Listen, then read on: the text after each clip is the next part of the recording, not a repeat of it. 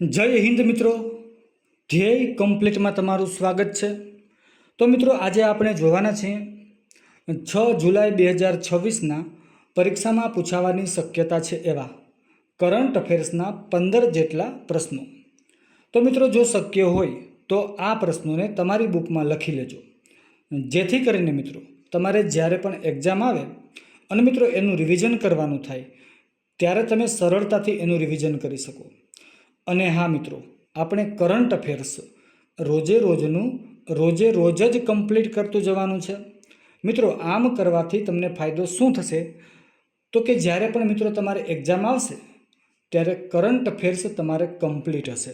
અને મિત્રો આ સમયે તમારે કરંટ અફેર્સ બીજે ક્યાંય પણ ગોતવા જવાની જરૂર નહીં પડે।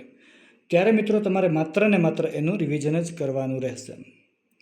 અને હા મિત્રો, જો કરંટ અફેર્સની બુક તમે તમારી રીતના તૈયાર કરેલી હશે તો મિત્રો એ તમને વાંચવામાં ખૂબ જ સરળ રહેશે અને યાદ પણ જલ્દીથી રહી જશે। તો ચાલો મિત્રો હવે વધારે સમય ન બગાડતા પ્રશ્નોની શરૂઆત કરીએ છીએ।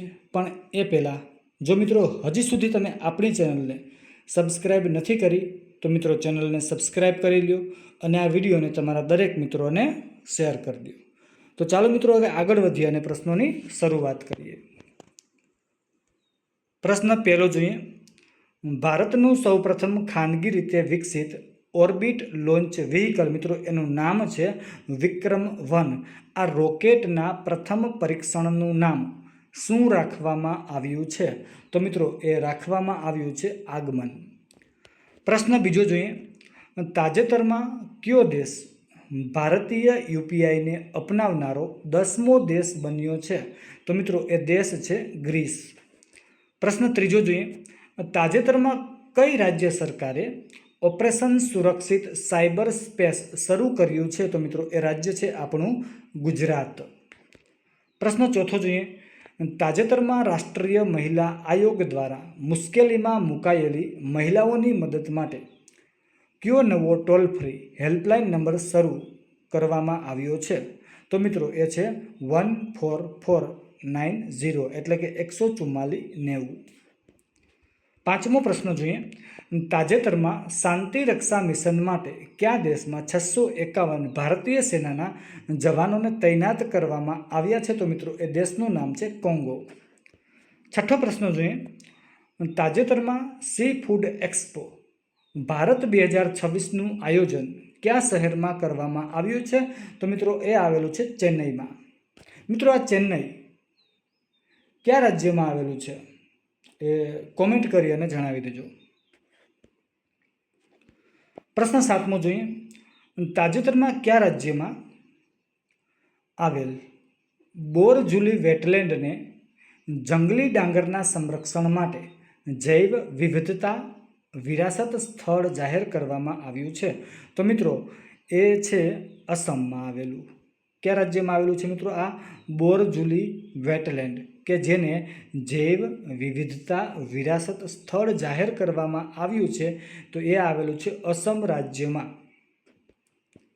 આઠમો પ્રશ્ન જોઈએ, તાજેતરમાં ભારત અને જાપાને ભારતીય નૌકાદળ માટે કઈ સંરક્ષણ પ્રણાલીના સંયુક્ત વિકાસ અને ઉત્પાદનની જાહેરાત કરી છે? તો એ છે યુનિકોર્ન માસ્ટ।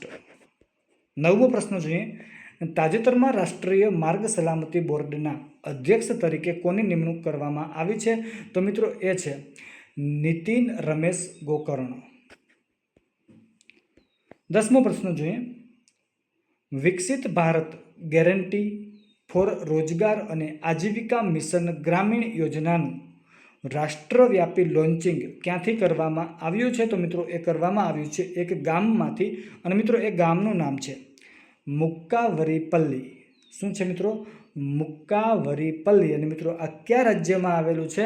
તો આંધ્રપ્રદેશમાં। આંધ્રપ્રદેશમાં પણ કઈ જગ્યાએ? તો કે તિરુપતિ જિલ્લામાં આવેલું છે। તો મિત્રો જો તમને આ વિડીયો સારો લાગતો હોય તો વિડીયોને લાઇક કરી દેજો, શેર કરી દેજો અને કોમેન્ટ કરી દેજો। અને મિત્રો હજી પણ તમારે આપણી ચેનલને સબસ્ક્રાઈબ કરવાની બાકી છે તો મિત્રો ચેનલને સબસ્ક્રાઈબ કરી દેજો। અને હા મિત્રો, આપણે આપણી ચેનલ ઉપર કોમ્પ્યુટરના વન લાઇનર પ્રશ્નોની પણ શરૂઆત કરી છે અને મિત્રો રોડ સેફ્ટીના વન લાઇનર પ્રશ્નોની પણ શરૂઆત કરી છે। તો મિત્રો જો તમે જીએસઆરટીસી કંડક્ટર અને ડ્રાઈવરની એક્ઝામની તૈયારી કરી રહ્યા છો મિત્રો, તો આ વિડીયો તમારા માટે ખૂબ જ ઉપયોગી રહેવાના છે. તો મિત્રો વિડીયોને જોવાના બાકી હોય તો જોઈ લેજો અને મિત્રો રિવિઝન કરતા રહેજો. મિત્રો 11મો પ્રશ્ન જોઈએ. ભારતમાં પ્રવાસન સ્થળોના ડિજિટલ પ્રમોશનને પ્રોત્સાહન આપવા માટે પ્રવાસન મંત્રાલયે કઈ કંપની સાથે મૂવ પર હસ્તાક્ષર કર્યા છે? તો મિત્રો એ છે ગૂગલ ઇન્ડિયા. પ્રશ્ન 12મો જોઈએ. તાજેતરમાં કોને પ્રથમ NBT ભૂષણ પુરસ્કારથી સન્માનિત કરવામાં આવ્યા છે? તો મિત્રો એ છે પ્રસૂન જોશી. 13મો પ્રશ્ન જોઈએ. નવા VB ગ્રામજી ફ્રેમવર્ક હેઠળ સમગ્ર ભારતમાં ન્યૂનતમ દૈનિક વેતન દર કેટલો નક્કી કરવામાં આવ્યો છે? તો મિત્રો એ છે 300 રૂપિયા. 14મો પ્રશ્ન જોઈએ. ભારતનું પ્રથમ private pins helicopter landing system કયા રાજ્યમાં સ્થાપિત કરવામાં આવશે? તો મિત્રો એ કરવાનું છે આંધ્રપ્રદેશમાં. મિત્રો છેલ્લો પ્રશ્ન જોઈએ. વિશ્વ ગ્રામીણ વિકાસ દિવસ ક્યારે મનાવવામાં આવે છે? તો મિત્રો એ મનાવવામાં આવે છે 6 જુલાઈના રોજ. તો મિત્રો આ હતા 6 જુલાઈ 2026ના પરીક્ષાલક્ષી કરંટ અફેર્સના પ્રશ્નો. તો મિત્રો જો તમને આ વિડીયો સારો લાગ્યો હોય તો મિત્રો વિડીયોને તમે લાઈક કરી દેજો, શેર કરી દેજો અને કોમેન્ટ કરી દેજો. અને મિત્રો હજી પણ જો તમે આપણી ચેનલને સબસ્ક્રાઈબ નથી કરી તો મિત્રો ચેનલને સબસ્ક્રાઈબ કરી દેજો. અને મિત્રો કમ્પ્યુટરના વિડીયો આ ઉપરાંત મિત્રો રોડ સેફ્ટીના પણ ઓનલાઈનના પ્રશ્નો છે, તો મિત્રો તમારે જોવાના બાકી છે, તો મિત્રો જોઈ લેજો. મિત્રો તમે જો કંડક્ટર કે ડ્રાઈવર બનવા માંગો છો મિત્રો, તો આ પ્રશ્નો તમારા માટે ખૂબ જ ઉપયોગી છે. તો મિત્રો જોતા રહેજો અને રિવિઝન કરતા રહેજો. તો ચાલો મિત્રો અત્યારે બસ અહીંયા લગી રાખીએ છીએ. ફરી મળીશું નવા વિડીયોમાં. તો જય હિન્દ, જય ભારત, થેન્ક યુ.